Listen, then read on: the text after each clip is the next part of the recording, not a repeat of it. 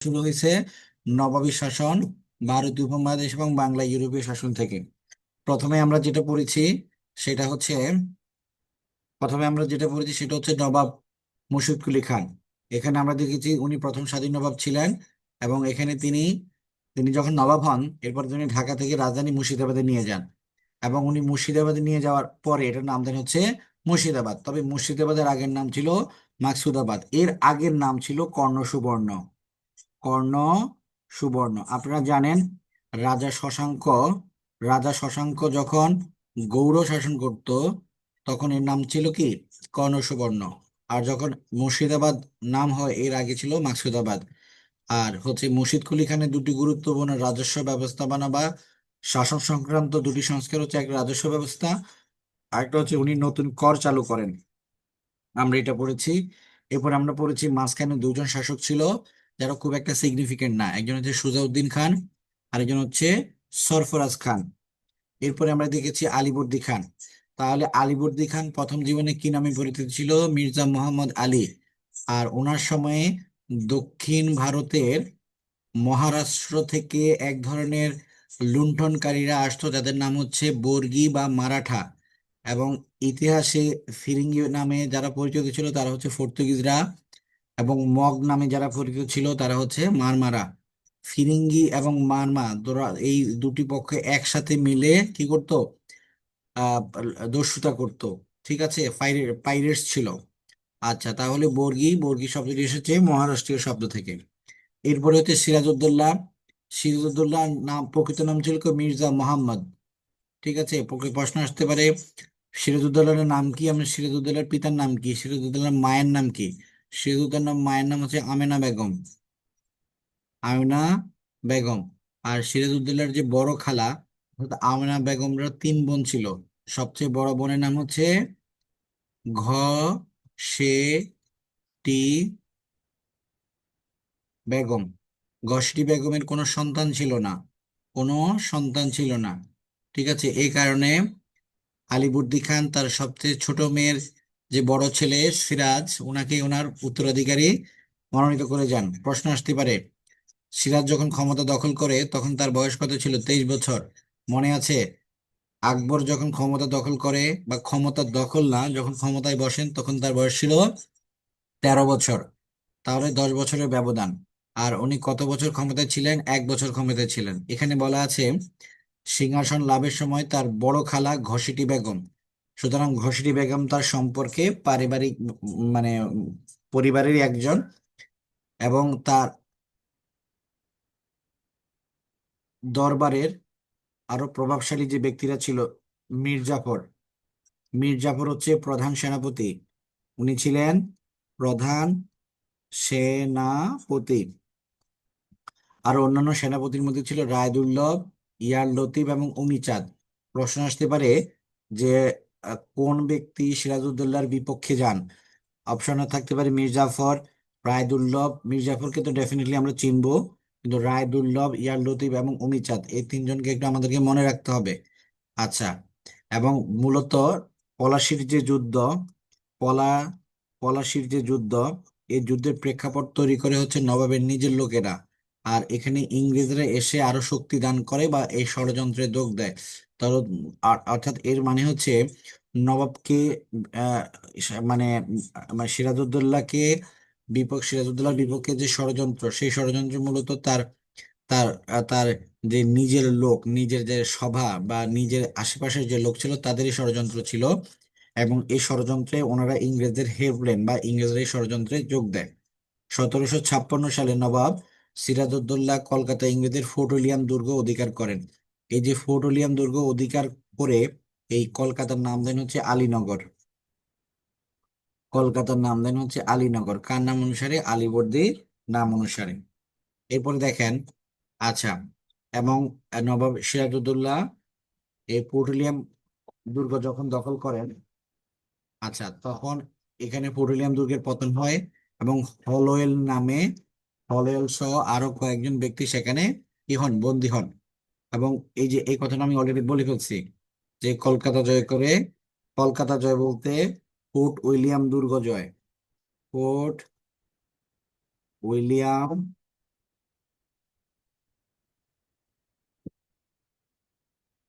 Fort William দুর্গ জয়। দুর্গ জয়, এই ফোর্ট উইলিয়াম দুর্গ জয় করে উনি কলকাতার নাম কি রাখেন? আলীনগর। তাহলে প্রশ্ন আসতে পারে, কলকাতার নাম আলীনগর রাখেন কে? এটা একটা প্রশ্ন আসতে পারে। অথবা আরেকটা প্রশ্ন আসতে পারে, কলকাতার পূর্ব নাম কি ছিল? আলীনগর। এখানে একটা গুরুত্বপূর্ণ ঘটনা হচ্ছে অন্ধকূপ হত্যা, অর্থাৎ যেদিন সিরাজউদ্দৌলা ফোর্ট উইলিয়াম দুর্গ দখল করেন এবং জয় করেন, এরপরে 146 জন ইউরোপীয় এবং ইংরেজ বন্দীকে ওনার নির্দেশে, বা মনে করা হয় ওনার প্রত্যক্ষ নির্দেশে, একটা একটা মানে বন্দি রোমে, একটা ছোট রোমে এত বেশি মানুষকে রাখা হয়, পরে তারা অক্সিজেনের সমস্যার কারণে বা প্রচন্ড গরমে সে মারা যান শ্বাসরুদ্ধ হয়ে। 146 মধ্যে 123 জন মারা যান। এই যে ঘটনাটা, এই ঘটনাটাই ইতিহাসে অন্ধকূপ হত্যা নামে পরিচিত। আর এটা প্রচার করানো হচ্ছে হলওয়েল। আশা করি আপনারা বুঝতে পারছেন, মানে হলওয়েল নামে এমন একজন ব্যক্তি ছিল যিনি প্রচার করেন যে ফোর্ট উইলিয়াম দুর্গ জয়ের পর ফোর্ট উইলিয়াম দুর্গের যে 146 জন বন্দী ছিল তাদেরকে একটা রুমে রেখে শ্বাসরুদ্ধ করে হত্যা করা হয়। সেই হত্যা করার যে ঘটনাটা, সেটা প্রচার করেন হলওয়েল। প্রশ্ন আসতে পারে, অন্ধকূপ হত্যার সাথে জড়িত ইংরেজ ব্যক্তির নাম কি? জড়িত বলতে এটা প্রচার করেন হচ্ছে হলওয়েল। আর এটা প্রচার করা হয় যে ইংরেজদের এতজন মানুষকে বিনা অপরাধে হত্যা করা, এটা সিরাজউদ্দৌলার বিপক্ষে একটা অ্যালিগেশন, একটা বড় অ্যালিগেশন ছিল। উনি এই মানুষগুলোকে হত্যা করেন। আচ্ছা, এই যে অন্ধকূপ হত্যা, এই হত্যার পর ইংরেজরা নতুন করে শক্তি সঞ্চার করে কলকাতা পুনরুদ্ধার করে, অর্থাৎ ফোর্ট উইলিয়াম দুর্গকে তারা আবার জয় করে। এরপর দেখেন 1757 সালে সিরাজ পুনরায় কলকাতা আক্রমণ করে। এটা কলকাতার দ্বিতীয়বার আক্রমণ, কারণ হচ্ছে মূলত তারা যখন ফোর্ট উইলিয়াম দুর্গটা দখল করে নেয়, তখন এটা আবার উনি পুনরুদ্ধার করার চেষ্টা করেন। দেখেন, এখানে একটা গুরুত্বপূর্ণ সন্ধি হচ্ছে আলীনগরের সন্ধি। আলীনগর মানে হচ্ছে কলকাতাকে বোঝানো হয়। এই আলীনগর সন্ধিটা আসলে মূলত ইংরেজদের সাথে এই যে যুদ্ধ এবং পাল্টা যুদ্ধ, এটাকে রোধ করার জন্য এইটাকে রোধ করার জন্য সিরাজ দেখলো যে ইংরেজদের সাথে সন্ধি করার কোনো বিকল্প নাই, না হলে আসলে পাল্টা পাল্টি আক্রমণের কারণে সবাই ক্ষতিগ্রস্ত হচ্ছে। এই কারণে এই আলীনগরের সন্ধি খুবই ইম্পর্টেন্ট। কারণ ইংরেজরা যখন পলাশির যুদ্ধ আহ্বান করে, বা পলাশির যুদ্ধে ঘটার অন্যতম কারণ হচ্ছে তাদের একটা অভিযোগ যে নবাব সিরাজউদ্দৌলা আলীনগরের সন্ধি লঙ্ঘন করেছে। যেমন এই লাইনে দেখেন, আলীনগর সন্ধি শর্তের ভঙ্গের অভিযোগে লর্ড ক্লাইভ, এই ব্যক্তিটা ইম্পর্টেন্ট, লর্ড ক্লাইভ সিরাজের বিরুদ্ধে পলাশির যুদ্ধ ঘোষণা করে। তো অর্থাৎ পলাশির যুদ্ধ ঘোষণা করে হচ্ছে ইংরেজরা। কেন ঘোষণা করে? কারণ ইংরেজদের অভিযোগ ছিল নবাব সিরাজউদ্দৌলা তাদের সাথে চুক্তি লঙ্ঘন করেছে। সুতরাং পলাশির যুদ্ধ যেমন ইম্পর্টেন্ট, তেমনি আলীনগরের সন্ধি ইম্পর্টেন্ট। আর আলীনগরের সন্ধির প্রেক্ষাপট হচ্ছে fort William college, fort William দুর্গ, বা এটা আগে ছিল fort William college, fort William দুর্গ। ক্লিয়ার?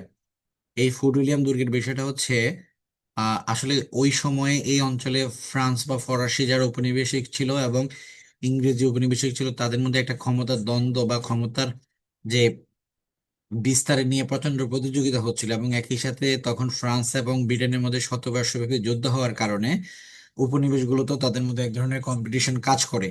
এই কারণে যেটা দেখা যায় সেটা হচ্ছে এই বাংলায়ও কিন্তু আসলে ব্রিটিশদের সাথে ফ্রান্স বা ফরাসিদের কি একটা শত্রুভাবাপন্ন অবস্থান বিরাজ করে। এই কারণে দেখা যাচ্ছে ফোর্ট উইলিয়াম কলেজের দুর্গের আশেপাশে পরিখা খনন বা খাল খননকে কেন্দ্র করে, যেমন এটা হচ্ছে ফোর্ট উইলিয়াম দুর্গ, আর ইংরেজরা কি করে, এখানে আশেপাশে পরিখা খনন করে। এই পরিখা খনন করা নিয়েই মূলত সিরাজের সাথে দ্বন্দ্ব। কারণ এটা পরীক্ষা যদি খনন করে, দ্যাট মিন্স একটা স্বাধীন একটা একটা আমার রাজ্যের ভিতরে আর একটা রাজ্যের সৃষ্টির আভাস, সুতরাং সিরাজ কিন্তু এটা মেনে নেয়নি। এই মেনে না না কারণে পোর্টুলিয়াম দুর্গ আক্রমণ করে এবং পোর্টুলিয়াম দুর্গের পতন হয়। ইংরেজরা আবার আক্রমণ করে। তাহলে সিরাজ দেখলো যে তাদের সাথে একটা আলীনগরের সন্ধি করি, আলীনগর সন্ধি। এই আলীনগর নামটা আসে প্রথম এই কলকাতা জয়ের পরে। এখন ইংরেজরা বলে যে আপনি আলীনগরের সন্ধি মানেন নাই। এই কারণে কিসের হয়? পলাশির যুদ্ধের প্রেক্ষাপট রচিত হয়। ঠিক আছে? আচ্ছা, এরপরে আসেন, পলাশী যুদ্ধটা হয় কত সালে? এটা আমরা সবাই জানি, 23 জুন 1757 সালে। কোন নদীর তীরে? ভাগীরথী নদীর তীরে। আচ্ছা, ভাগীরথী নদীর লোকেশনটা একটু দেখাই আপনাদের, নদী পড়ে আছি। এটা হচ্ছে হিমালয়ের গঙ্গোত্রী হিমবাহ, এখান থেকে একটা নদী উৎপত্তি হয়ে এটা হচ্ছে কলকাতা, এই কলকাতা দিয়ে একটা নদী হুগলি হয়ে কলকাতা বন্দর দিয়ে বঙ্গোপসাগরে পড়ে গেছে। তাহলে এই নদীটাই হচ্ছে এখানে হচ্ছে পরিচিত হচ্ছে কি নামে? ভাগীরথী নামে, পরে হচ্ছে হুগলি নদী। এই নদীটাই একটু সামনে এসে বাংলাদেশের চাঁপাইনবাবগঞ্জ নদীতে প্রভাবিত হয়ে বাংলাদেশে পদ্মা নামে চলে এসেছে। সুতরাং এই যে গঙ্গার একটা শাখা নদী হচ্ছে ভাগীরথী নদী। এই ভাগীরথী যে বানানটা, এই বানানটা ইম্পর্টেন্ট, এটা ভালো করে খেয়াল রাখবেন। ভাগীরথী দুইটাই হচ্ছে দীর্ঘী। ঠিক আছে। এখন দেখেন, এই যে যুদ্ধে নবাবের পক্ষে কে ছিলেন? মীর মদন ছিলেন। যিনি কিভাবে মারা যান? গোলার আঘাতে মারা যান। মীর মদন ছিলেন, মোহনলাল ছিলেন। আচ্ছা, এর মানে হচ্ছে যাদের নামের আগে তারা সিরাজের পক্ষে ছিলেন। তবে এর আগে যদি দেখি, আহ মীর জাফর, রায়দুল্লভ, ইয়ার লতিফ, কারোর নামের আগেই মীর জাফরের, এটা এক্সেপশন বাদে যদি জাফর চিন্তা করি, কারোর নামের আগে কিন্তু কি ছিল না? ছিল না। মনে রাখবেন, নবাবের পক্ষে ছিল মীর মদন, মীর জাফর, দুই মীরের এক, এক মীর ছিল বিপক্ষে, এক মীর ছিল পক্ষে, একটা জন মোহনলাল। প্রশ্ন আসে, নবাবের পক্ষে কারা ছিলেন, নবাবের বিপক্ষে কারা ছিলেন? তাহলে বিপক্ষে কারা ছিলেন? প্রথমে হচ্ছে মীর জাফর ছিলেন, উমিচাঁদ ছিলেন, ইয়ার লতিফ ছিল। ঠিক আছে। আর পক্ষে কারা ছিল? পক্ষে ছিল মোহনলাল এবং মীর মদন। ঠিক আছে, এরা ইতিহাসের পাতায় স্মরণীয় হয়ে আছে নবাবের পক্ষ অবলম্বন করার জন্য। এরপরে দেখেন, নিষ্ক ভূমিকা কে পালন করেন? মীর জাফর। আর জগৎ শেঠ হচ্ছে মূলত ওই বাংলার একজন ধনী ব্যক্তি, বা যাদের ব্যাংক ব্যবসা ছিল বা মানুষকে ঋণ দিত। ঠিক আছে। রায় দুর্লভ, ইয়ার লতিফ, উমিচাঁদ। এখানে আমি রায় দুর্লভ লিখি নাই, রায় দুর্লভ, এই নামগুলো আপনারা মুখস্থ করে ফেলবেন যে বিপক্ষে কারা ছিল, পক্ষে কারা ছিল। আচ্ছা, এর পাশাপাশি নবাবের পক্ষে একজন ফরাসি সেনাপতির নাম হচ্ছে সিনফ্রে। সিনফ্রে, উনিও নবাবের পক্ষে,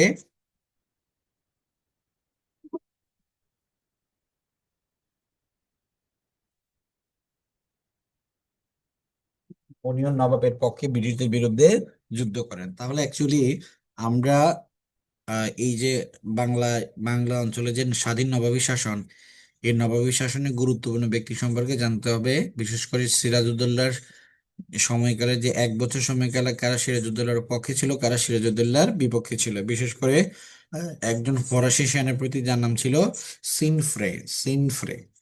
আর আমরা যদি দেখি টিপু সুলতান, টিপু সুলতান, ওই টিপু সুলতানের যদি ইতিহাস পড়ি, সেখানেও দেখি যে ফরাসিরা ফরাসিরা কি করে? টিপু সুলতানকে সাহায্য করে। সুতরাং সিরাজউদ্দৌলার পক্ষেও সিরাজউদ্দৌলার পক্ষেও ফরাসিরা মানে পক্ষ অবলম্বন করে, সিরাজউদ্দৌলাকে সাহায্য করে। অন্যদিকে যদি টিপু সুলতানের যে কাহিনী, টিপু সুলতানের যে মহীশূরের যুদ্ধ যে ইংরেজদের সাথে, সেখানেও ফরাসিরা টিপু সুলতানকে সহায়তা করে। এরপরে আসে মীর কাসিম। আমরা জানি 1757 সালে পলাশীর যুদ্ধ হয়, এবং পলাশী যুদ্ধের পরে 1757 থেকে 1760 পর্যন্ত নবাবের আসনে কে বসেন? মীর জাফর বসেন। মীর জাফরের পর জাফরের জামাতা মীর কাসিম। আরেকজন মীর কাসিমের কথা আমরা জানি, মোহাম্মদ, যে ওই যে 1712 সালে আজাদ বিন ইউসুফের জামাতা। ঠিক আছে। আহ মোহাম্মদ বিন কাসিম। আরেকটা হচ্ছে মীর কাসিম, এটা হচ্ছে মীর জাফরের জামাতা ছিল। আচ্ছা, এখন এই মীর কাসিম কি করেন? এই যে মুর্শিদ কুলি খান ঢাকা থেকে রাজধানী যে মুর্শিদাবাদে নিয়ে যান, তিনি আর মুর্শিদাবাদ থেকে ঢাকা আনেন নাই, ইনি নিয়ে গেছেন মুঙ্গেরে। মুঙ্গেরটা কোথায়? মুঙ্গেরটা হচ্ছে মুর্শিদাবাদের একটু উত্তরে। ঠিক আছে, আরো অনেক বেশি উত্তরে। ঠিক আছে, বিহারের কাছাকাছি। তাহলে মুর্শিদাবাদ থেকে বাংলার রাজধানী মুঙ্গেরে স্থানান্তর করেন কে? মীর কাসিম। এখন মীর কাসিম বিষয়টা হচ্ছে, উনি একটা স্বাধীন চেতা ছিল। এই কারণে ইংরেজদের কাছ থেকে যে রাষ্ট্র ক্ষমতা বা এই যে সার্বভৌমত্ব নিজেদের কাছে ফিরিয়ে নেওয়ার জন্য উনি অযোধ্যার নবাব সুজাউদ্দৌলা এবং দিল্লির মুঘল সম্রাট দ্বিতীয় শাহ আলমের সাথে এক ধরনের মৈত্রী জোট গঠন করে 1764 সালে বক্সার নামক স্থানে, গতকালকে আমরা পড়েছি এই যে যখন আমরা শেরশাহ পড়লাম, সেখানে দেখলাম আমরা চৌসার বা বক্সার নামক স্থানে ইংরেজ বাহিনীর সাথে তাদের একটা যুদ্ধ হয়। এই যুদ্ধে মীর কাসিম এবং তার যে মিত্ররা তারা পরাজিত হন, এবং মূলত 1757 সালের পরে স্বাধীনতার আরেকটা যে সুযোগ ছিল ইংরেজদের এই শাসনের বিরুদ্ধে, যে যে রাষ্ট্রীয় যে সংঘবদ্ধ একটা মানে প্রতিরোধ ছিল, সেই প্রতিরোধটা কিন্তু আসলে স্তিমিত হয়ে পড়ে 1764 সালের যে বক্সারের যুদ্ধ। এই বক্সারের যুদ্ধের পরেই মূলত এই যে দিল্লির শাহ আলম উনি বাধ্য হন কি করতে, 1765 সালে দ্বৈত দ্বৈত শাসন যেটাকে আমরা বলি, এই দ্বৈত শাসন দিতে বাধ্য হন, যেহেতু ওনারা পরাজিত পক্ষ। ঠিক আছে। আচ্ছা, এখানে কি কি প্রশ্ন আছে? এখানে প্রশ্ন আছে বাংলার প্রথম স্বাধীন নবাবকে। দেখেন, এটা 44তম বিসিএস এ আসছে, এটা 37তম বিসিএস আসছে, তাহলে এটার উত্তর হবে মুর্শিদ কুলি খান। এটার উত্তর কি? এটার উত্তর হচ্ছে মুর্শিদ কুলি খান। আচ্ছা, আমাদেরকে দ্রুত যাইতে হবে। এক সময় বাংলা, বিহার এবং উড়িষ্যার রাজধানী মুর্শিদাবাদের প্রাক্তন নাম কি ছিল? মাকসুদাবাদ। মাকসুদাবাদ। বাংলায় রাজস্ব ব্যবস্থা পুনর্গঠন হচ্ছে মুর্শিদ কুলি খান। তাহলে রাজস্ব ব্যবস্থা নিয়ে টোডর মলের একটা গুরুত্বপূর্ণ অবদান আছে, দেন হচ্ছে মুর্শিদ কুলি খানের গুরুত্বপূর্ণ অবদান আছে। 1740 থেকে 56 পর্যন্ত বাংলা, বিহার, উড়িষ্যার নবাব ছিলেন আলীবর্দী খান, বেগম রোকেয়া বিশ্ববিদ্যালয় সি ইউনিট। তো সুতরাং আলীবর্দী খান কতদিন ক্ষমতায় ছিলেন সেটাও ইম্পর্টেন্ট। নবাব সিরাজউদ্দৌলার পিতার নাম কি ছিল? একটু আগে জানলাম, নয় সিরাজউদ্দৌলার পিতার নাম ছিল জয়নুদ্দিন, আর মায়ের নাম ছিল আমেনা বেগম, খালার নাম হচ্ছে ঘসিটি বেগম। এরপরে আমরা দেখব যে আসলে মূলত এর মধ্যে দিয়ে মূলত বাংলার যে স্বাধিকার বা বাংলার যে স্বাধীনতা এবং সার্বভৌমত্ব ইংরেজ ইস্ট ইন্ডিয়া কোম্পানির হাতে চলে যায়। এখন এই এই ইংরেজ ইস্ট ইন্ডিয়া কোম্পানি কারা? এরা হচ্ছে এদেশে ইউরোপ থেকে আগত যে উপনিবেশিক শক্তিগুলো ছিল, তাদের মধ্যে অন্যতম হচ্ছে, ওকে, হ্যাঁ, অনেকেই কোহিনূর অ্যান্সার করছে, মোহাম্মদ বিন কাসিম, মুর্শিদ কুলি খান, ফারহান আক্তার, সবাইকে ধন্যবাদ। আচ্ছা, আজকে লাইভে এত কম কেন? মাত্র 11 জন আছেন। ঠিক আছে। ওকে। এরপর দেখেন পর্তুগিজের আগমন, অর্থাৎ ইংরেজরা একটা উপনিবেশিক শক্তি, সুতরাং সে আলোচনা করতে গিয়ে এর আগে যে উপনিবেশিক শক্তিগুলো ছিল সেদের সম্পর্কে আমাদের একটা ভালো ধারণা থাকতে হবে। প্রশ্ন আসতে পারে সর্বপ্রথম কোন ইউরোপীয় মানে উপনিবেশকারী বাংলাদেশে আসেন? সেটা হচ্ছে পর্তুগিজরা। সবার আগে আসে কারা? সবার আগে আসে পর্তুগিজরা। এরপরে কারা আসে? এরপরে আসে ওলন্দাজরা। এরপরে আসে কারা? দিনেমার। এরপরে আসে কারা? ইংরেজরা। এরপরে কারা আসে? এরপরে আসে ফরাসিরা। ঠিক আছে। প্রথমে দেখেন, আমরা জানি 1487 সালে এই অঞ্চলে আসার যে বিশেষ করে উত্তম আশা অন্তরীপ আসার যে রাস্তাটা, অর্থাৎ দক্ষিণ আফ্রিকার আরো দক্ষিণ অঞ্চলে যে বাগটা উত্তম আশা অন্তরীপ বলে, সেখানে আসার রাস্তা আবিষ্কার হয়। এবং 1498 সালে সেই রাস্তা ধরে কে আসেন? সে রাস্তা ধরে আসে ভাস্কো দা গামা। ঠিক আছে। তাহলে ইউরোপীয়দের মধ্যে প্রথম বাণিজ্য কুঠি স্থাপিত হয় কোথায়? কোচিনে। কোচিন কোথায়? এটা যদি ভারত হয়, ভারতের এই জায়গাটার নাম হচ্ছে কোচিন।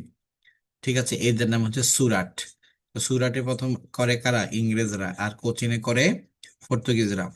ভারতে পর্তুগিজ উপনিবেশগুলোর মধ্যে প্রথম গভর্নর ছিলেন আলবুকার্ক। এটা ভেরি ইম্পর্টেন্ট। আলবুকার্ক হচ্ছে পর্তুগিজের যত উপনিবেশ আছে প্রথম গভর্নর ছিলেন।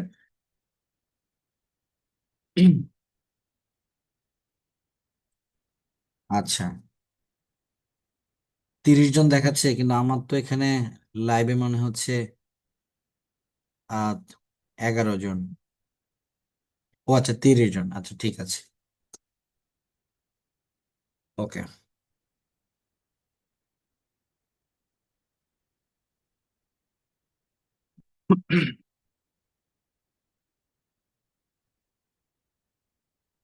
ওকে, ঠিক আছে।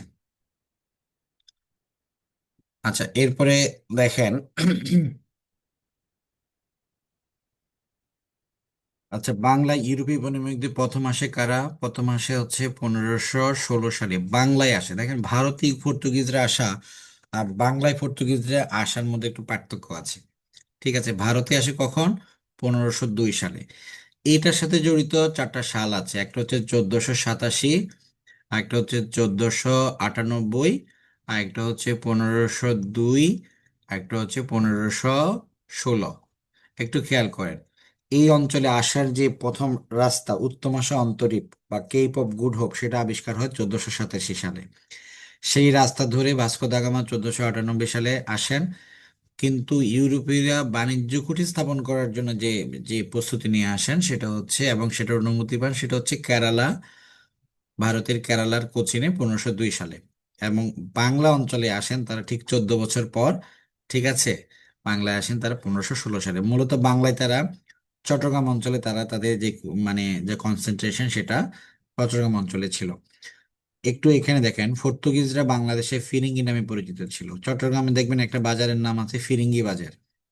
তো ফিরিঙ্গি শব্দটা ফার্সি শব্দ। ফিরিঙ্গি বলতে বোঝাচ্ছে হচ্ছে পর্তুগিজ, অর্থাৎ পর্তুগিজদেরকে নিয়ে যে বাজারের নামকরণ সেটা হচ্ছে ফিরিঙ্গি বাজার।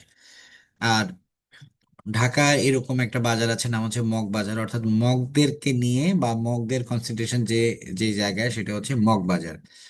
এরপর দেখেন 1518 সালে পর্তুগিজরা চট্টগ্রামে আসতে শুরু করে, তাহলে 1518। তাহলে পর্তুগিজরা এই 1516 সালে কোথায় আসে? 1516 সালে মূলত খুলনা অঞ্চলে বা বাংলাদেশের দক্ষিণাঞ্চলে আসে। এবং 1518 সালে তারা কোথায় যায়? চট্টগ্রামে যায়। এবং এই চট্টগ্রামে যাওয়ার পরে চট্টগ্রামের যে বাণিজ্য কেন্দ্র এবং এখানে যে পোর্ট, এই পোর্টটা দেখার পরে উনি এটার নাম দেন পোর্ট গ্র্যান্ডে। পোর্টো গ্র্যান্ডে মানে হচ্ছে গ্র্যান্ড পোর্ট, মানে হচ্ছে বড় পোর্ট। ঠিক আছে। আচ্ছা, আচ্ছা, এখন একজন প্রশ্ন করছে ডেনমার্ক কারা? যারা ডেনমার্কের অধিবাসী তাদেরকে বলা হচ্ছে ডেনমার্ক। আর যারা নেদারল্যান্ডের অধিবাসী তাদেরকে বলা হচ্ছে ওলন্দাজ। ঠিক আছে, এটা পরীক্ষায় আসে, ডেনমার্ক বলা কাকে বলে। ওকে, এরপরে আমরা নেক্সট স্লাইডে যাই। 1538, তাহলে প্রথমে আমরা পড়েছি 1487, 1498, 1502, 1516, 1518, এরপরে হচ্ছে 1538। 1538 সালে কি হয়েছে? শেরশাহ চট্টগ্রাম থেকে পর্তুগিজদের বিতাড়িত করেন। ঠিক আছে, 1581 থেকে 1666, এই সময়ে চট্টগ্রাম, এই লাইনটা খুবই ইম্পর্টেন্ট, খুবই ইম্পর্টেন্ট। কেন ইম্পর্টেন্ট একটু আগে বলি। দেখেন, আরাকানের অধীনে ছিল কে? চট্টগ্রাম। এই 1666 সালে ইংরেজরা প্রথম এই আরাকান থেকে অর্থাৎ মিয়ানমার থেকে চট্টগ্রামকে আলাদা করে। আলাদা করার কারণে প্রশ্ন আসছে বাংলাদেশের প্রথম জেলা কোনটি? বাংলাদেশের প্রথম জেলা হচ্ছে চট্টগ্রাম। এটি কবে প্রতিষ্ঠিত হয়? এটি 1666 সালে প্রতিষ্ঠিত হয়। সুতরাং এই প্রেক্ষাপটেই মূলত প্রথম জেলা, এবং এটি 1666 সালে প্রতিষ্ঠিত হয়। বাণিজ্যের চেয়ে পর্তুগিজরা জলদস্যু বেশি পছন্দ করত। এই পর্তুগিজের জলদস্যুদের সাথে ছিল কারা? সাথে ছিল মগরা। এবং এই মগ এবং পর্তুগিজ মিলে তাদের যৌথ নাম হয়ে যায় হারমাদ। ঠিক আছে, তাহলে হারমাদ বলতে কিন্তু কোনো নির্দিষ্ট ব্যক্তিকে বোঝাতো না। ফিরিঙ্গি, ফিরিঙ্গি প্লাস মগ, এই দুটো সম্প্রদায়কে যৌথভাবে বলা হতো হারমাদ। ঠিক আছে, এই হারমাদদের কন্ট্রোল করেন কারা? সম্রাট শাহজাহান। উনি হারমাদদের নিয়ন্ত্রণের জন্য কাসিম খান জুয়েনি কে হুগলি থেকে পাঠান, এবং তিনি হুগলি থেকে বিতাড়িত করেন। অর্থাৎ বাংলা অঞ্চলের যে হুগলি, হুগলিতেও কিন্তু এই যে 1516 সালে ওনারা বাংলায় আসেন, মানে হুগলিতে আসেন। হুগলি মানে হচ্ছে কলকাতার দক্ষিণে হুগলি নদী বা হুগলি এই শহরে। 1518 সালে তারা আসে চট্টগ্রামে। এবং 1538 সালে শেরশাহ ওনাদেরকে চট্টগ্রাম থেকে বিতাড়িত করেন। ঠিক আছে, 1581 থেকে 1666, এই সময় চট্টগ্রাম কার অধীনে ছিল? আরাকানের অধীনে ছিল। আর আসলে মগরা কিন্তু আরাকান থেকেই আসে। আরাকান থেকেই মূলত মগদের উৎপত্তি। আচ্ছা, এরপরে দেখেন পর্তুগিজের আগমন। 1666 সালে মুঘল সুবেদার শায়েস্তা খান মগ, আরাকান জলদস্যু বা মারমা উপজাতি এবং পর্তুগিজের চট্টগ্রাম থেকে বিতাড়িত করেন। অর্থাৎ 1666 সালে একটা সিগনিফিক্যান্ট চেঞ্জ করছে হচ্ছে শায়েস্তা খান। ঠিক আছে। আচ্ছা, ওকে। এখন প্রশ্ন হচ্ছে চট্টগ্রামের পূর্ব নাম কি ছিল? চট্টগ্রামের পূর্ব নাম ছিল ইসলামাবাদ। এটা কে রাখেন? এটা রাখেন হচ্ছে শায়েস্তা খান। উনি যখন 1666 সালে চট্টগ্রাম দখল করেন কাদের কাছ থেকে? পর্তুগিজ ফিরিঙ্গিরা এবং মগ, আরাকানের মারমা উপজাতি বা মগদের কাছ থেকে উনি এটাকে মুক্ত করেন। ঠিক আছে, ওকে। এরপরে দেখেন ওলন্দাজ কারা। আমরা যেটাকে বর্তমানে হল্যান্ড, নেদারল্যান্ড হিসেবে জানি। হ্যাঁ, বর্তমানে যেটাকে আমরা নেদারল্যান্ড হিসেবে জানি সেটা আগের নাম ছিল হল্যান্ড। দেখেন, হল্যান্ড এবং পোল্যান্ড দুটো আলাদা দেশ। হল্যান্ড এবং পোল্যান্ড দুটো আলাদা দেশ। বর্তমানে পোল্যান্ড আছে, তবে হল্যান্ড নেই। হল্যান্ডের নাম হয়ে গেছে নেদারল্যান্ড। নেদারল্যান্ডের যারা অধিবাসী তাদেরকে আমরা বলি ডাচ অথবা ওলন্দাজ।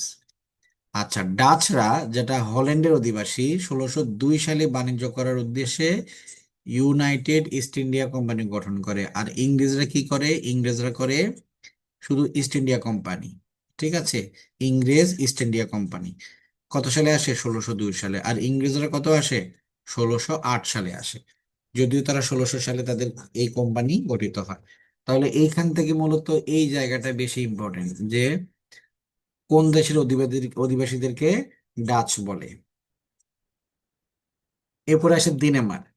বর্তমান যাদেরকে আমরা ডেনমার্ক হিসেবে চিনি, সেই ডেনমার্কদের লোকদেরকে বলা হতো ডেনিশ অথবা ডেনমার্ক। আপনার ডেনিশ গুরুদের কথা জানেন। ঠিক আছে, ডেনমার্কের অধিবাসীরা 1616 সালে বাণিজ্য করার উদ্দেশ্যে ডেনিশ ইস্ট ইন্ডিয়া কোম্পানি, একটু খেয়াল করেন, সব কোম্পানির সাথে কিন্তু ইস্ট ইন্ডিয়া আছে, মানে হচ্ছে পূর্ব দিকের যে ইন্ডিয়া, সেই ইন্ডিয়ায় বাণিজ্য করার জন্য বা ইন্ডিয়া ইন্ডিয়া থেকে বাণিজ্য করার জন্য যে কোম্পানি গঠিত হয় সেটা হচ্ছে ডেনিশ ইস্ট ইন্ডিয়া কোম্পানি। তাহলে আছে ইউনাইটেড ইস্ট ইন্ডিয়া কোম্পানি, যারা গঠন করে ওলন্দাজরা। ইংরেজ ইস্ট ইন্ডিয়া কোম্পানি গঠন করে ইংরেজরা, এবং ডেনিশ ইস্ট ইন্ডিয়া কোম্পানি গঠন করে ডেনেমাররা বা ডেনিশরা। এরপরে সবার ডেনিশদের পরে আসে ইংরেজরা, যেটা খুবই গুরুত্বপূর্ণ। ইংরেজরা আসে তাদের রানী এলিজাবেথের সময়, এবং সংবাদ সম্রাট আকবরের রাজত্বকালে 218 জন ইংরেজ বণিকের একটা দল 1600 সালে British east India British east India company গঠন করে এই অঞ্চলে আসে। তাহলে প্রশ্ন হতে পারে, ব্রিটিশ ইস্ট ইন্ডিয়া কোম্পানি গঠিত হয় কত সালে?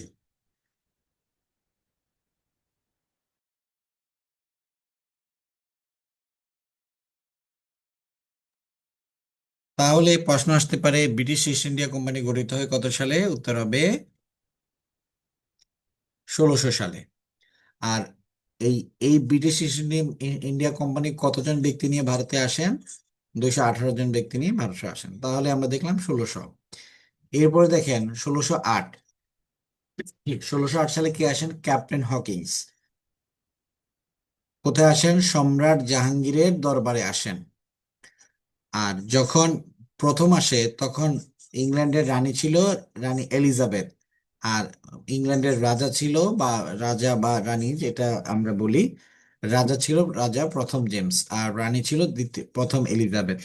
তো রাজা প্রথম জেমসের যে সুপারিশ, সেই সুপারিশ নিয়ে আসে জাহাঙ্গীরের দরবারে, এবং জাহাঙ্গীরের বিশেষ অনুমতিক্রমে ক্যাপ্টেন হকিন্স সুরাটে প্রথম বাণিজ্য কুঠি স্থাপন করেন। এখান থেকে প্রশ্ন আসতে পারে যে কার শাসনামলে ইংরেজরা ভারতে বাণিজ্য কুঠি স্থাপন করে? উত্তর হচ্ছে জাহাঙ্গীরের আমলে। এবং সেটা কত সালে? সেটা 1612 সালে। ঠিক আছে, একটা জিনিস দেখেন, 1612 সালে কিন্তু এই যে মোগলরা পূর্ণাঙ্গভাবে বাংলা দখল করে। গতকালকে আমরা পড়ছি, পূর্ণাঙ্গভাবে বাংলা দখল করে কত সালে? 1612 সালে। আর সেই সময় মূলত এই যে ক্যাপ্টেন হকিংস, যিনি ব্রিটিশ বাণিজ্য প্রতিনিধি ছিল, ওনাকে একটা বাণিজ্য কুঠি স্থাপনের অনুমতি দেন। এরপরে আসে 1615। ইংরেজ দূত আসেন স্যার টমাস রো। সুতরাং এখানে দুইজন ব্যক্তির নাম ইম্পর্ট্যান্ট, ক্যাপ্টেন হকিংস এবং স্যার টমাস রো।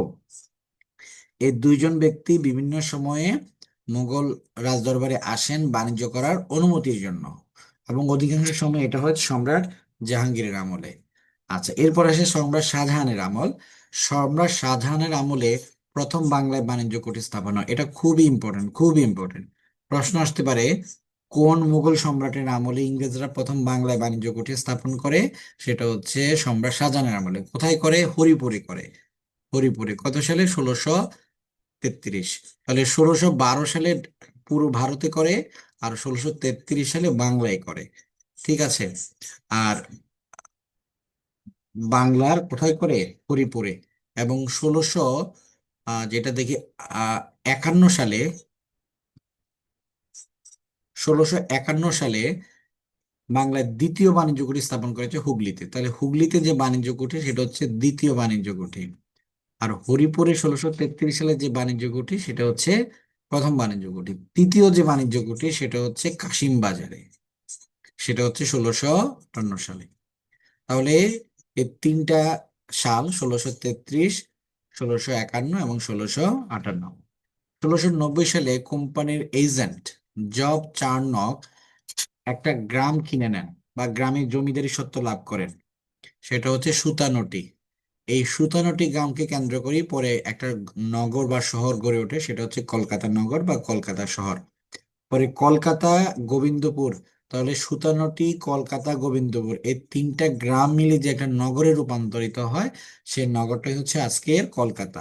এই তিনটি গ্রামকে কেন্দ্র করে হুগলি নদীর তীরে। তাহলে প্রশ্ন আসতে পারে কলকাতা শহরটি কোন নদীর তীরে অবস্থিত? সেটা হচ্ছে হুগলি নদীর তীরে অবস্থিত। ঠিক আছে। এরপরে দেখেন, এই যে পুরো ভারতে, এই যে দেখেন পুরো ভারতে এটা তো পুরো ভারতে ইস্ট ইন্ডিয়া কোম্পানি প্রথম যে জায়গায় বাণিজ্য কুঠি স্থাপন করে এবং সফল বাণিজ্য কুঠি স্থাপন করে সেটা হচ্ছে বাংলায়। বাংলায় তারা সফল বাণিজ্য কুঠি স্থাপন করে। আমরা এর আগে জানি 1633 সালে, 1651 সালে এবং 1658 সালে ইস্ট ইন্ডিয়া কোম্পানি একজন প্রতিনিধি হিসেবে জেমস হার্ট ঢাকায় প্রবেশ করেন। প্রশ্ন হতে পারে ইংরেজরা প্রথম কত সালে ঢাকায় প্রবেশ করে? 1658 সালে। ইংরেজ প্রতিনিধি হিসেবে কে ঢাকায় প্রবেশ করে? James heart. সুতরাং ইংরেজদের ভারতে আগমন, ইংরেজদের বাংলায় আগমন, প্রথম কুটি হচ্ছে সুরাটে, দ্বিতীয় কুটি হচ্ছে হুগলিতে, তৃতীয় কুটি হচ্ছে কাশিম বাজারে। এবং বাংলার, বিশেষ করে বর্তমান বাংলাদেশের যে রাজধানী ঢাকায়, ঢাকায় আসে 1658 সালে, যে আসেন হচ্ছে জেমস হার্ট। কলকাতায় রাজা উইলিয়ামের নামানুসারে ফোর্ট উইলিয়াম দুর্গ, একটু আগে আমরা বলেছি 1757 সালে সিরাজের সাথে ইংরেজদের যে যুদ্ধ, সেই যুদ্ধের অন্যতম একটা অনুষঙ্গ হচ্ছে ফোর্ট উইলিয়াম দুর্গ। সেই দুর্গটা নির্মাণ হয় 1801-এর দিকে। ঠিক আছে। এবং আহ, এটি নির্মাণ কাজ এটি নির্মাণ কাজ ছিল এত থেকে এত পর্যন্ত, তবে পূর্ণাঙ্গভাবে এটি নির্মিত হয় হচ্ছে 1801 সালে। উইলিয়াম কলেজ শুরু হয় 1801-এর দিকে। ঠিক আছে। ওকে। এরপরে ইংরেজদের আগমনের কাহিনী অনেক বেশি। এরপরে সবার পরে আসে, সর্বশেষ যারা আসে সেটা হচ্ছে ফরাসিরা। আর ফরাসিরাও কালক্রমে সুরাট, মছিলিপট্টম, পন্ডিচেরি, চন্দননগর যেটা হচ্ছে পশ্চিমবঙ্গে, কাশিম বাজার এবং কালিকট। এই কালিকটটাই মূলত প্রথম, যখন ভাস্কো দা গামা কালিকটে আসেন। বন্দিবাসের যুদ্ধে ইংরেজদের নিকট পরাজিত হয়ে উপমহাদেশে ফরাসিদের আগমন হয়। এর মানে হচ্ছে এই অঞ্চলে সবার আগে আসে পর্তুগিজরা, এরপরে আসে ওলন্দাজরা, এরপরে আসে দিনেমাররা, এরপরে আসে ইংরেজরা, এরপরে আছে ফরাসিরা। দেখেন, কারোই কিন্তু রাজনৈতিক রাজনৈতিক যে অভিলাষ, কারোই রাজনৈতিক অভিলাষ অভিলাষ ছিল না অ্যাকসেপ্ট ইংরেজ ছাড়া। এরাই দীর্ঘ প্রায় 190 বছর এই অঞ্চল শাসন করে। ঠিক আছে। 1857 থেকে 1947 পর্যন্ত দীর্ঘ 90 বছর ব্রিটিশ ইস্ট ইন্ডিয়া হিসেবে শাসন করে। এর আগে আমরা দেখি 1765 সাল থেকে 1857 সাল পর্যন্ত হচ্ছে কোম্পানি শাসন। তাহলে 1765 থেকে 1857 সাল পর্যন্ত ছিল ইস্ট ইন্ডিয়া কোম্পানি শাসন। আর 1857 সাল থেকে শুরু করে বা 1858 সাল থেকে করে 1947 সাল পর্যন্ত যে শাসন, সেটা হচ্ছে ব্রিটিশ শাসন বা ব্রিটিশ ভারত যেটাকে আমরা বলি। আচ্ছা, এখানে দেখেন, এখানে একটা প্রশ্ন হচ্ছে। আচ্ছা, এই এই প্রশ্নগুলো মনে হয়, আচ্ছা দেখেন, এটা আমি অ্যান্সার দিয়ে দিচ্ছি। এখানে ভারতে পর্তুগিজ শক্তি প্রকৃত প্রতিষ্ঠাতা হচ্ছে আলবুকার।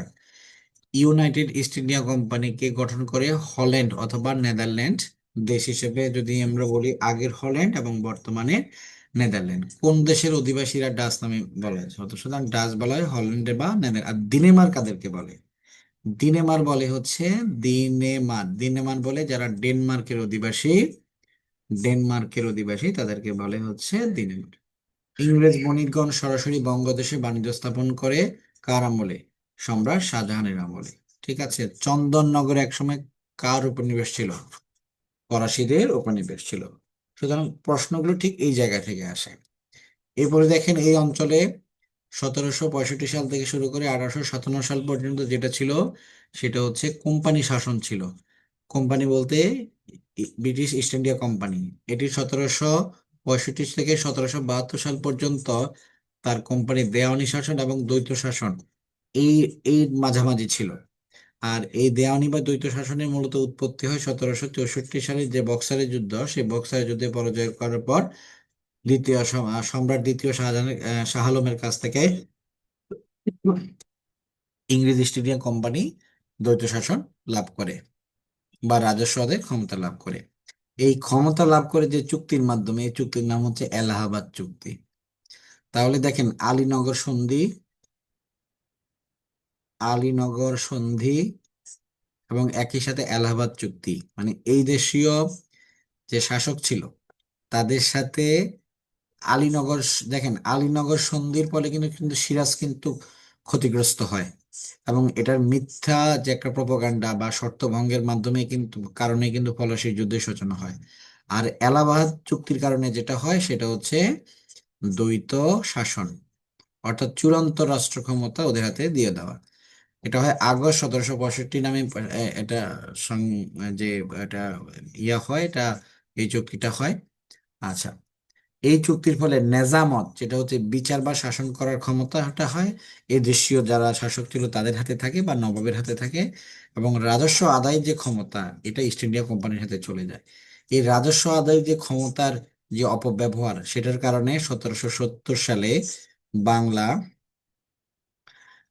1173 সালে যেটা হয় সেটাকে বলে তিয়াত্তরের মন্বন্তর। প্রবাবলি এটাই তো, হ্যাঁ, সরি, 73 না 76।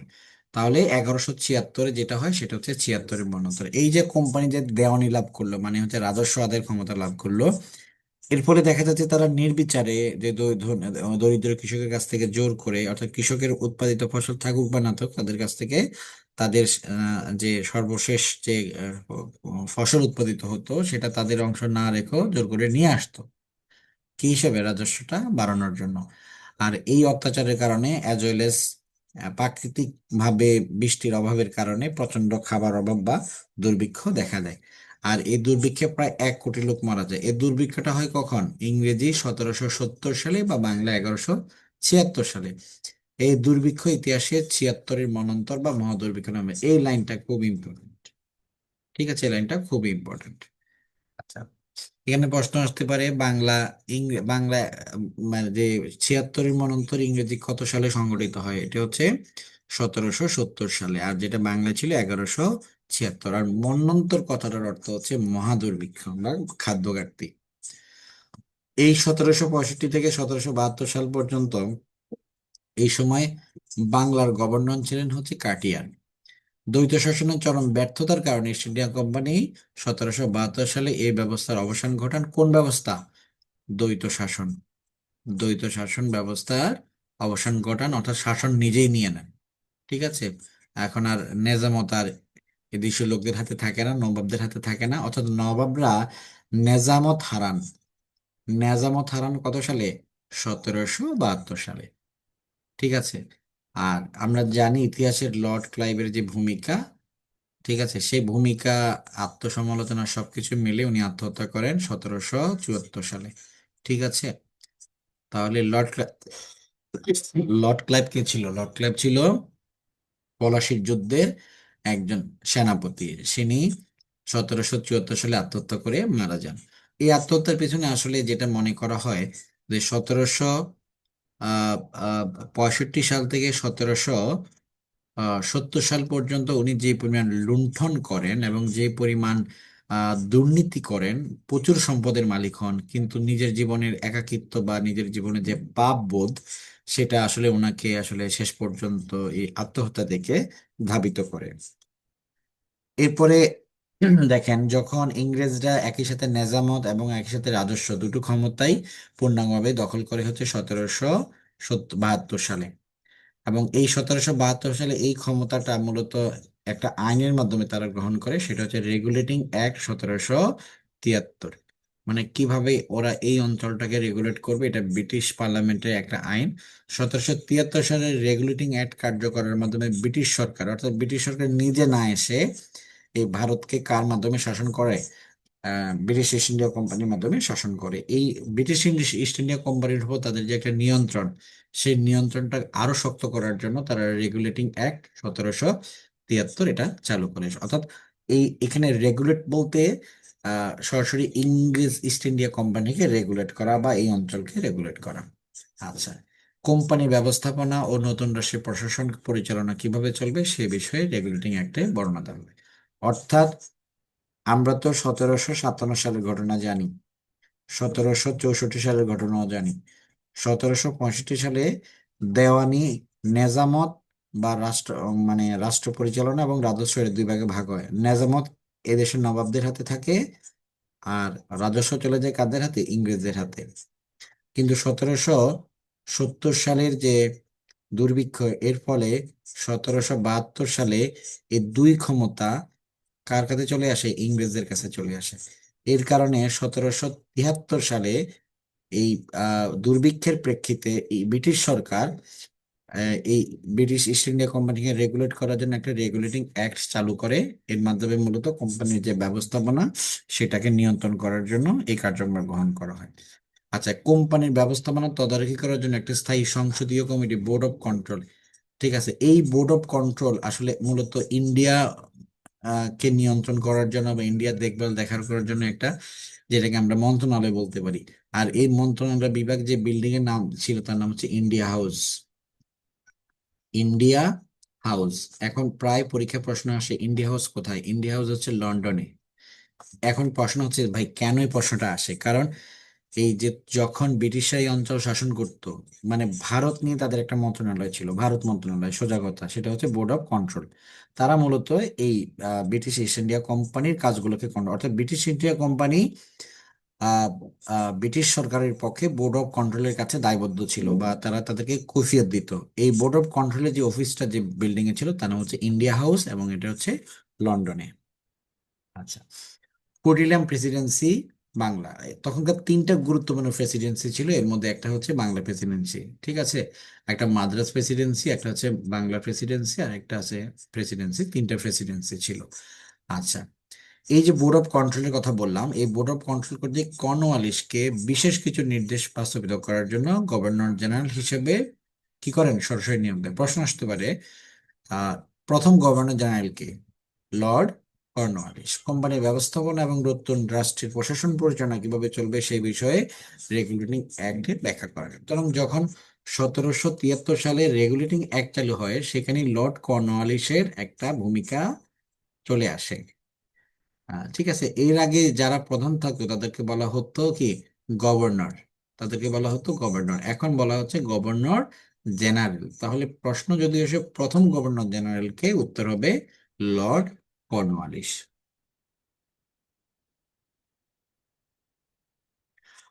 আচ্ছা, গত ক্লাসের পিডিএফ দেই নাই, আজকে দুইটা দিয়ে দেব। ঠিক আছে, আমি আসলে একটু ব্যস্ত ছিলাম, সুযোগ পাই নাই। আচ্ছা, আজকে দুটো পিডিএফ এবং দুটো রেকর্ড আপনারা একসাথে পেয়ে যাবেন। এরপরে দেখেন, 1773 সালে যে রেগুলেটিং অ্যাক্টের পরে 1784 সালে কোনটা আসে? পিটের ভারত শাসন আইন। পিট কে ছিল? ব্রিটিশ প্রধানমন্ত্রী পিট।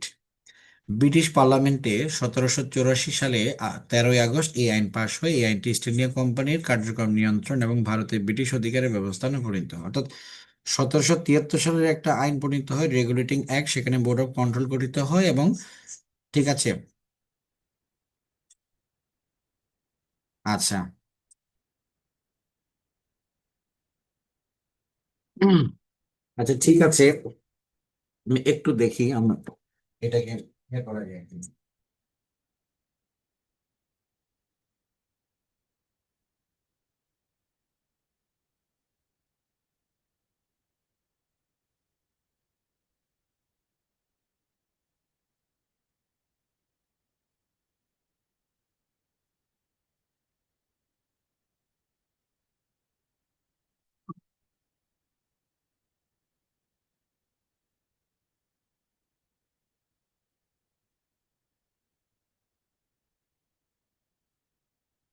আচ্ছা, আমাকে যদি দেখা যায় একটু কনফার্ম করেন।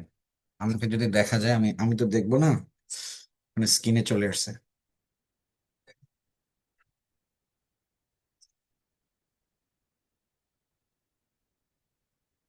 হুম।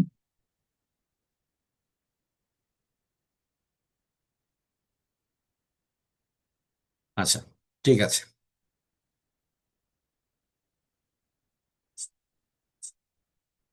আচ্ছা আসেন তাহলে 1773 সালে রেগুলেটিং অ্যাক্ট, এটাকে আরেকটু সংশোধন করে এটাকে আরেকটু সংশোধন করে 1784 সালে পিটের ভারত আইন, পিটের ভারত আইন, এটা চালু হয়। মূলত এই আইনগুলো কেন করা হয়? মূলত এই আইনগুলো করা হয় ব্রিটিশ সরকার যেন আরো প্রত্যক্ষভাবে ব্রিটিশ ইস্ট ইন্ডিয়া যে কোম্পানি বা কোম্পানির হোতাদের নিয়ন্ত্রণ আরোপ করতে পারে। আচ্ছা, এই যে পিটের আইন, এই আইন প্রতিষ্ঠা করার উদ্দেশ্য ছিল ভারতে ব্রিটিশ যে আরো কর্তৃত্ব, সে কর্তৃত্বকে আরেকটু কি করা, কর্তৃত্বকে আরেকটু সংহত করা। ঠিক আছে, এখানে এই পয়েন্টটা একটু গুরুত্ব সহকারে দেখবেন যে অপরাধের দায়ে অভিযুক্ত ব্যক্তিদের বিচার কার্য দ্রুত কার্যভার সম্পন্ন করার জন্য আদালত প্রতিষ্ঠা। অর্থাৎ এই অঞ্চলে প্রথম আদালত প্রতিষ্ঠা করা হয় কত সালে? 1784 সালে পিটের ভারত আইনের মাধ্যমে। ঠিক আছে, প্রত্যেকটা জায়গা হচ্ছে একটু একটু ক্ল্যারিফিকেশনের দরকার আছে। আপনারা যখন পড়বেন তখন মাথায় এটা রাখবেন না যে আমার এটা কম পড়তে হবে, এটা বেশি পড়তে হবে। পুরো স্টোরিটাকে একটু মাথায় রাখার চেষ্টা করবেন। এরপরে আসেন 1784 সালের যে পিটের ভারত আইন বা পিটের ভারত শাসন আইন। এইখানে ব্রিটিশ প্রধানমন্ত্রী উইলিয়াম পিট দ্য ইয়ঙ্গার, এই পিট দ্য ইয়ঙ্গারের নাম অনুসারেই, ঠিক আছে, পিটের আইন এটা করা হয়েছে। আচ্ছা, ওকে। আর বাকিগুলো অ্যাজ ওয়েল এজ আপনার দেখলেই বুঝতে পারবেন। এরপরে দেখেন, এই যে পোর্ট উইলিয়াম প্রেসিডেন্সি, এই পোর্ট উইলিয়াম প্রেসিডেন্সিতে 1733 থেকে 1833 সাল পর্যন্ত যে সকল গভর্নর বা গভর্নর জেনারেল ছিলেন তাদের মধ্যে উল্লেখযোগ্য যারা, তাদের এবং তাদের অবদান কি, এগুলো নিয়ে আমাদের একটু দেখতে হবে। প্রথমে আসি ওয়ারেন হেস্টিংস। ইনি উপমহাদেশে প্রথম রাজস্ব বোর্ড স্থাপন করেন। আপনারা এভাবে পড়বেন যে উপমহাদেশে প্রথম রাজস্ব বোর্ড স্থাপন করেন ওয়ারেন হেস্টিংস। হেস্টিংস এবং ওয়ারেন হেস্টিংস, অথবা হয় ওয়ারেন পড়বেন নয় হেস্টিংস পড়বেন। তাহলে দেখা যাচ্ছে দুটো শব্দ একসাথে মনে রাখার চেয়ে যেখানে একটা শব্দ মনে রাখলেই ভালো। যেমন প্রথম রাজস্ব বোর্ড স্থাপন করেন হচ্ছে হেস্টিং, হেস্টিং, হেস্টিং, এভাবে মনে রাখবেন, হেস্টিংস। আচ্ছা, এরপরে দেখেন বলা হচ্ছে কর্নওয়ালিস। আমরা জানি উনি প্রথম গভর্নর জেনারেল। সরকারি কর্মচারীদের জন্য বিধিবিধান চালু করেন, যা পরবর্তীকালে ইন্ডিয়ান সিভিল সার্ভিস, যেটাকে বলে আইসিএস, আইসিএস অফিসার, যেটার আহ পূর্বসূরি হচ্ছে বিসিএস। ঠিক আছে, বা যদি আমরা ইন্ডিয়াতে যদি যেটা বলি সেটা হচ্ছে আইপিএস, আইএএস। ঠিক আছে, Indian police service, Indian administrative, IFS, Indian foreign service. ঠিক আছে, ওকে। তাহলে very important, Indian civil service চালু করেন কে? আইসিএস চালু করেন কর্নওয়ালিস। এরপরে হচ্ছে অধীনতামূলক মিত্রতা নীতি, মানে হচ্ছে আপনি আপনার ব্রিটিশরা মনে করতো যারা আমাদের অধীন থাকবে তাদের সাথে তারাই আমাদের মিত্র। এই অধীনমূলক মিত্রনীতির মাধ্যমে তাঞ্জোর, সুরাট এবং অযোধ্যা প্রভৃতি রাজ্যের স্বাধীনতা হরণ করেন। মানে হচ্ছে এই রাজ্যে শাসকরা কিছু দুর্বল ছিল, তো দুর্বল থাকার কারণে সরাসরি তো আর দখল করতে পারে না। তো বলে যে ঠিক আছে, আমরা, আপনারা আমাদের অধীনে চলে আসেন, আপনাদের সাথে আমাদের সম্পর্ক ভালো থাকবে, ঠিক আছে, আপনারা আহ আমাদের কথা মেনে চলেন, আপনাদের সাথে আমাদের সম্পর্ক ভালো থাকবে। আর সেই ইস্যুটাই হচ্ছে অধীনতামূলক মিত্রতা নীতি, ঠিক আছে। এখন এখান থেকে প্রশ্ন কেমন হয় যে অধীনতামূলক মিত্রতা নীতির মাধ্যমে কোন রাজ্যের স্বাধীনতা অর্জন করা হয়? অপশনে যদি তাঞ্জোর থাকে তাঞ্জোর, অপশনে যদি সুরাট থাকে সুরাট, অপশনে যদি অযোধ্যা। এই অযোধ্যা আবার ওই যে বাবরের মসজিদ, বাবরি মসজিদ। আর সুরাটে প্রথম ওরা আসে, তাঞ্জোর এখানে আপনাদের নতুন করে জানতে হবে। এরপর হচ্ছে লর্ড ওয়েলেসলি। আমরা এর আগে মহীশূরের টিপু সুলতানের কথা বলেছি। এখানে লর্ড ওয়েলেসলির সময় টিপু সুলতানের সাথে যে তাদের দ্বন্দ্ব, যেখানে ফরাসিরা টিপু সুলতানকে সাহায্য করেছিল। টিপু সুলতান এই অধীনতামূলক মিত্রতা নীতি কিন্তু মেনে নেননি। সুতরাং টিপু সুলতানের সাথে ব্রিটিশদের বা ইংরেজদের যে বিরোধ, এটা মূলত এই এই কারণে। কারণটা কি? অধীনতামূলক মিত্রতা নীতি না মেনে চলা। ঠিক আছে, আপনারা দেখেন, আহ, এটা আমাদের গ্রাম বাংলা সংস্কৃতি যে আসলে যারা চেয়ারম্যান মেম্বারকে সাথে ভালো সম্পর্ক রাখে, তাদের আন্ডারে থাকে বা মিত্রতা বজায় রাখে, তাদেরকে ওনারা কোনো ডিস্টার্ব করেন না। ঠিক আছে, কিছু ইল ইল মোটিভ থাকে, সবাই এরকম না। তাহলে ইংরেজরাও ঠিক এইরকম, যারা ইংরেজদের স্বাধিকার মেনে নিত বা কর্তৃত্ব মেনে নিত, তাদেরকে ওনারা ডিস্টার্ব করতেন না। কিন্তু টিপু সুলতান মহীশূরের বাঘ বলে, এই টিপু সুলতান সেটা মেনে নেয়নি, এই কারণে তাদের সাথে কয়েক দফা যুদ্ধ হয়। সর্বশেষ চতুর্থ মহীশূরের যুদ্ধে টিপু সুলতান পরাজিত ও নিহত হন এবং মহীশূর ব্রিটিশ সাম্রাজ্যভুক্ত হয়। প্রশ্ন হচ্ছে মহীশূর, এই যে মহীশূর, যেটা দক্ষিণ ভারতে, মহীশূর কবে ব্রিটিশের সাম্রাজ্যভুক্ত হয়? সেটা হচ্ছে 1799 সালে। এই মহীশূরের যে বাঘ বা টিপু সুলতানের যে তলোয়ার, এটা কিন্তু ব্রিটিশ মিউজিয়ামে সংরক্ষিত আছে, এবং টিপু সুলতানের যে রেপ্লিকা বা ছবি, এটা কিন্তু ব্রিটিশ মিউজিয়ামে সংরক্ষণ করা আছে। এমন নিচে লেখা আছে যে মহীশূরের বাঘ, মহীশূরের বাঘ। ঠিক আছে, চতুর্থ মহীশূরের যুদ্ধে ইংরেজ সেনাপতি লর্ড ওয়েলেসলির ভাই আর্থার ওয়েলেসলি। এটাও প্রশ্ন আসছে, এই জন্য আসলে এটা এখান থেকে দেওয়া। আচ্ছা, এরপরে আসেন 1833 সালে আর একটা আইন হয়, সেটা হচ্ছে ভারত সরকারের আইন, ইস্ট ইন্ডিয়া কোম্পানি অ্যাক্ট অথবা চার্টার অ্যাক্ট। এর মাধ্যমে কি হয়? যুক্তরাজ্যের পার্লামেন্টের একটি আইন, এটি ইস্ট ইন্ডিয়া কোম্পানিকে প্রদত্ত যে রাজকীয় সনদকে আরো 20 বছরের জন্য প্রসারিত করে এবং ব্রিটিশ ভারতের শাসন ব্যবস্থা পুনর্গঠন করে। এর মানে হচ্ছে অ্যাকচুয়ালি ব্রিটিশরা তো তখন শাসন করতো না, কোম্পানির মাধ্যমে তারা ভারতের উপর তাদের কর্তৃত্বটা বজায় রাখতো। আসলে এখন বিভিন্ন আইনের মাধ্যমে আসলে মূলত তাদের কর্তৃত্বের যে প্রসারণ, সেই প্রসারণটা তারা ঘটাতে শুরু করে। আচ্ছা, এখানে দেখেন ব্রিটিশ ইস্ট ইন্ডিয়া কোম্পানি অবসান ঘটায় এবং এটাকে আরো, মানে এটা একটা প্রশাসনিক সংস্কারের অংশ যেটা ব্রিটিশ পার্লামেন্টে পাশ হয়। আচ্ছা, ওকে, এখানে দেখেন এই যে ভারত শাসন আইন 1833, ভারত শাসন আইনের 18, ওকে, কোথায় ছিলাম? আচ্ছা, এই যে চার্টার অ্যাক্ট বা ইস্ট ইন্ডিয়া কোম্পানি অ্যাক্ট অথবা ভারত শাসন আইন, এটার ফলে কি হয়েছে? আচ্ছা, এটার ফলে কি হয়েছে? এটি বাংলার গভর্নর জেনারেলকে ভারতের গভর্নর জেনারেল হিসেবে পুনর্নির্ধারণ করে। মানে একটা কথা চিন্তা করেন, যিনি বাংলার গভর্নর জেনারেল হবেন, তিনি পুরো ভারতের গভর্নর জেনারেল হবেন। এর মানে হচ্ছে পুরো ভারতে বাংলার গভর্নর জেনারেল অবস্থানটা দেখেন। মানে ব্রিটিশরা বাংলাকে কি পরিমাণ প্রায়োরিটি দিত, কারণ তারা বাংলা থেকে সবচেয়ে বেশি রাজস্ব পেত। ঠিক আছে, কারণ এই যে মসলিন থেকে শুরু করে যত বিদেশি বিদেশি রপ্তানিযোগ্য ভালো ভালো পণ্য আছে, সবই কিন্তু তারা বাংলা অঞ্চল থেকে যেত। ঠিক আছে, এবং ব্রিটিশদের আগে যে মুঘলরা ছিল, মুঘলদের সময়ে পুরো বিশ্বের যত জিডিপি ছিল, তার মধ্যে প্রায় 27% ছিল ভারতের জিডিপি। এবং এই ভারতের মুঘলদের যে আয়, এই আয়ের প্রায় 60% ছিল এই যে বাংলা অঞ্চল। এই কারণে মূলত ইংরেজদের প্রথম কনসেন্ট্রেশন ছিল এই বাংলা অঞ্চল। ঠিক আছে, অর্থাৎ এই বাংলা অঞ্চল পৃথিবীর আহ অন্যতম একটি সুজলা সুফলা এবং সম্পদময় এলাকা। এই কারণে বলা হচ্ছে এই যে চার্টার অ্যাক্ট, এটি 1833, এটি বাংলার গভর্নর জেনারেলকে ভারতের গভর্নর জেনারেল হিসেবে পুনর্নির্ধারণ করে প্রথমবারের মতো তার দ্বারা পরিচালিত সরকারকে ভারত সরকার। সুতরাং ভারত সরকারের প্রধান হবে বাংলার গভর্নর জেনারেল, যিনি একই সাথে ভারতের গভর্নর জেনারেল হিসেবে পরিচিত হবেন। অর্থাৎ আইনের মাধ্যমে একটা কাঠামোকে পরিচালিত করা। আপনারা যদি দেখেন আমাদের যে শাসনতান্ত্রিক ধারা, আমরা 1972 একাত্তর সালে যখন আমরা 17 এপ্রিল সরকার গঠন করি, সেটা হচ্ছে রাষ্ট্রপতি শাসিত সরকার। কিন্তু 1972 সালের 11ই জানুয়ারি আমরা আবার রাষ্ট্রপতি শাসিত মানে প্রধানমন্ত্রী শাসিত সরকারে চলে যাই।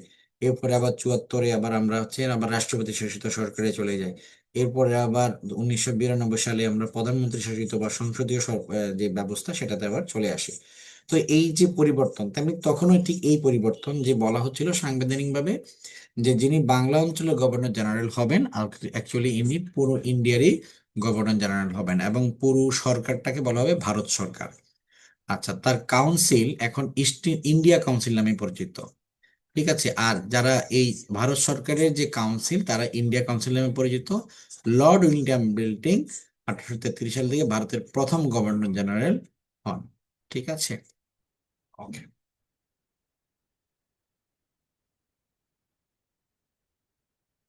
এখানে একটা গুরুত্বপূর্ণ বিষয় হচ্ছে 1829 সালে সতীদাহ প্রথা রহিত করেন হচ্ছে কে? Lord William Bentinck. বেন্টিং মানে হচ্ছে ব্যান করা। যিনি ব্যান করেন ওনার নামই হচ্ছে বেন্টিং। বেন্টিং, এটা মনে রাখবেন, বেন্টিং। যখন সতীদাহ প্রথা বিলোপ করে কে? আর তখন এটা বিলোপ করতে যিনি সাহায্য করেন উনি হচ্ছে রাজা রামমোহন রায়। সুতরাং কত সালে সতীদাহ প্রথা রহিত হয়? 1829 সালে। একটা মনে রাখবেন, এই যে 1829 সালে নিউজিল্যান্ডের নারীরা নিউজিল্যান্ডের নারীরা প্রথম ভোটাধিকার পায়। প্রথম ভোটাধিকার পায় পৃথিবীর মধ্যে নিউজিল্যান্ডের নারীরা প্রথম ভোটাধিকার পায়। আচ্ছা, তাহলে সতীদাহ প্রথা কে দূর করে সাহায্য করেন? রাজা রামমোহন রায়। এরপর আছে লর্ড ডালহৌসি। ওনার অবদানটা হচ্ছে এখানে 1850 সালে উনি প্রথমবারের মতো টেলিগ্রাফ লাইন চালু করেন ঢাকার ডায়মন্ড হারবার, সরি, কলকাতার ডায়মন্ড হারবার এই অংশে, এবং 2013 সালে প্রায় 162 বছরের এই যে টেলিগ্রাফ সেবাটা বন্ধ করা হয়। এখানে থেকে প্রশ্ন আসতে পারে ভারতের টেলিগ্রাফ ব্যবস্থাটা কত বছর ধরে স্থায়ী ছিল? সেটা হচ্ছে 162 বছর। এই লাইনটা ইম্পর্টেন্ট। 1853 সালে উপমহাদেশে প্রথম রেল যোগাযোগ স্থাপন করা হয়।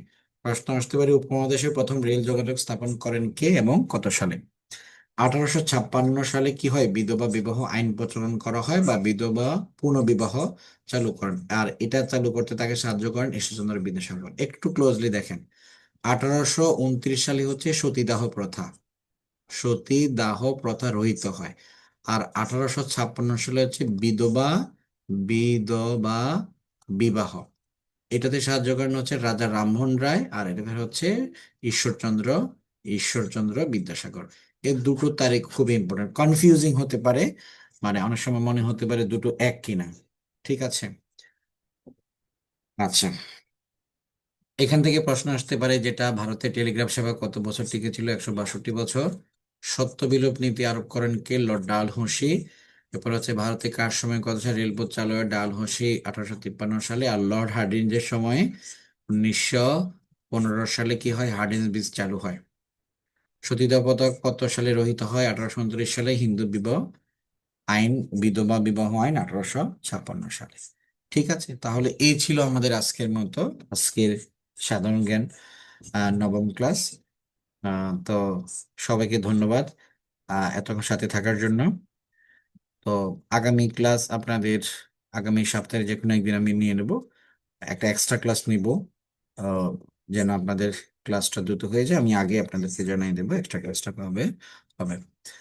তো সেই পর্যন্ত আপনারা ভালো থাকবেন, সুস্থ থাকবেন সেই প্রত্যাশায় আমরা আজকের লাইভ ক্লাস থেকে বিদায় নিচ্ছি। ঠিক আছে, ওকে, ধন্যবাদ সবাইকে।